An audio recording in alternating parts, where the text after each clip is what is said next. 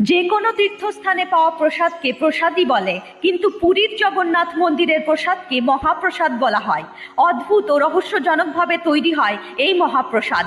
মন্দিরের রান্নাঘরে প্রসাদ বানানোর জন্য 7টি মাটির পাত্র একের ওপর এক রাখা হয়।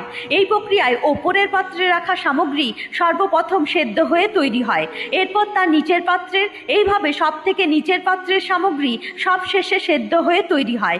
এই মন্দিরে 250টি উনুনে 600 রাঁধুনি ও 400 জন সহযোগী সারা বছর ভোগ বানানোর কাজে লেগে থাকেন। বলা হয় যে রান্নাঘরে যা ভোগ তৈরি হয় তা স্বয়ং মা লক্ষ্মী দেখাশোনা করেন।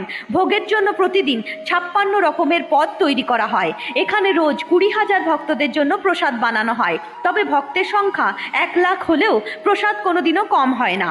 এখানে বিমলা দেবী নামে মাতা পার্বতীর একটি মন্দির আছে। প্রথমে সেখানে ভোগ দেওয়া হয় এবং তারপর জগন্নাথ দেবকে ভোগ অর্পণ করা হয়।